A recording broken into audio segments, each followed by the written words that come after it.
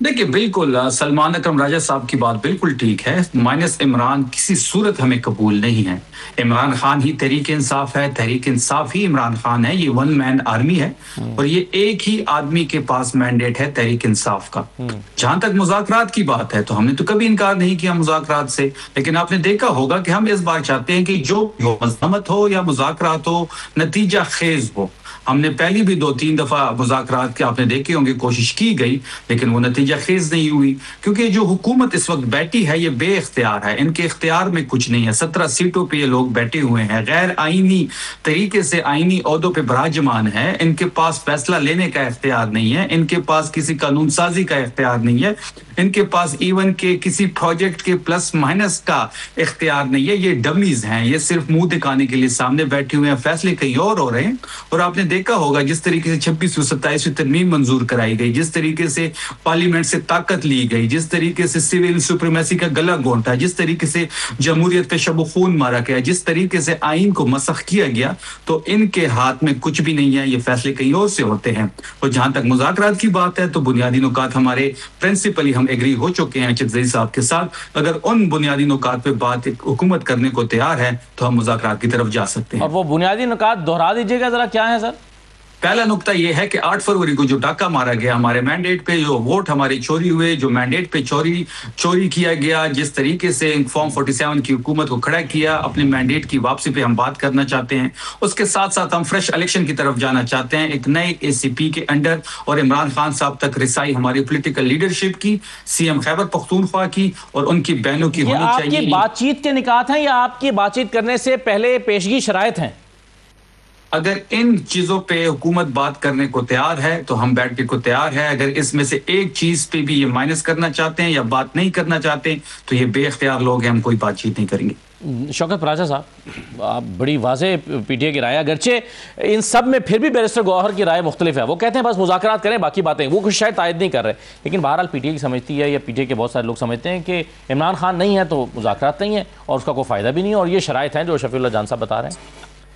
آپ کو یا مجھے ایز جرنلسٹ، مجھے تو کم از کم کبھی امید نہیں رہی کہ مذاکرات ہوں گے۔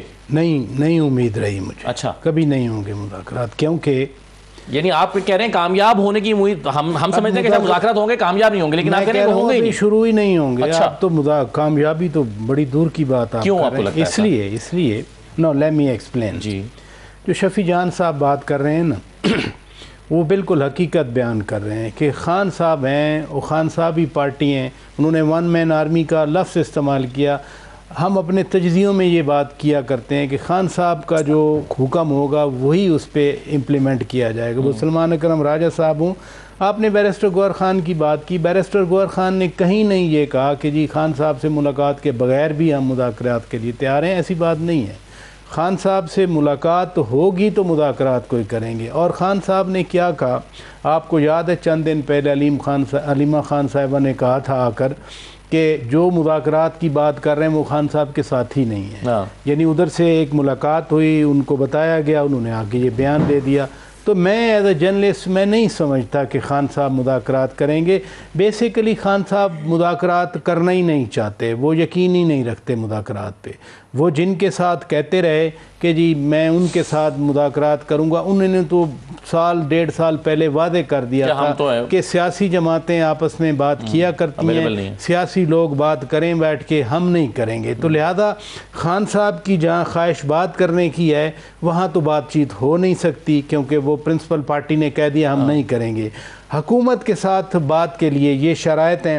آپ کو یاد ہوگا پچھلی کابینہ کی میٹنگ میں وزیر اعظم شہباز شریف صاحب نے کہا تھا کہ مذاکرات ہم کریں گے، لیکن 2 باتیں کی تھیں۔ انہوں نے کہا کہ ایک تو بلیک میلنگ نہ ہو اور دوسرا غیر قانونی کوئی شرط نہ ہو۔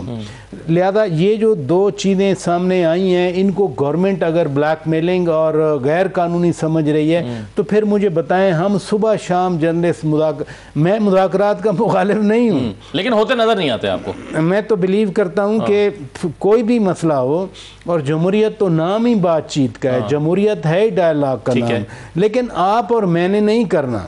ہم اور آپ وہ پریشر بھی نہیں ڈال سکتے کہ زبردستی پکڑ کے بٹھا لیں. جنوری میں ہوئے تھے نا پچھلے سال, وہ 31 جنوری سے پہلے ہی ان کا اعلان کر دیا گیا کہ نہیں ہو سکتے. اس لیے مجھے مذاکرات ہوتے نظر نہیں آتے. دوسری بات یہ ہے کہ یہ گورنمنٹ آگے تو بڑھ رہی ہے نا, یہ جو سسٹم ہے رادر جو ڈسپینسیشن ہے اس وقت یہ آگے بڑھ رہی ہے. انہوں نے معاہدے کر لیے, انٹرنیشنل ریکگنیشن مل رہی ہے, ان کو لون مل رہا ہے. IMF نے پہلا لون دیا, پھر دوسرا لون دیا.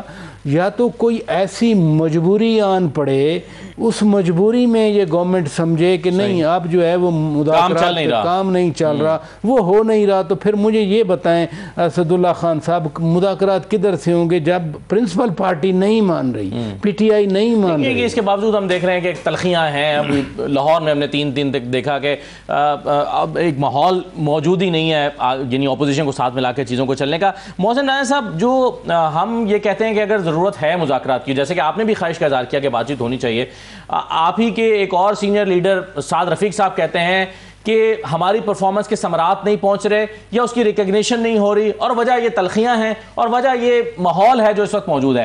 آپ کے خیال میں یہ ماحول کیسے بہتر ہو سکتا ہے؟ لاہور میں ہم نے دیکھا سہیل افریدی جاتے ہیں, ان کے لیے راستے بند ہو رہے ہیں, وہ کہتے ہیں کہ جی ہمارے لیے دروازے بند کر دیے گئے, ہمیں پنجاب اسمبلی میں مشکلات کا سامنا کرنا پڑا, ہمارے فوڈ اسٹریٹ بند کر دی گئی. دوسری طرف آپ آج عظمہ بخاری کہتے ہیں کہ میں نے اگر جنگلی کہا ہے تو میں نے کیا غلط کہا ہے, میں نے تو ٹھیک کہا ہے.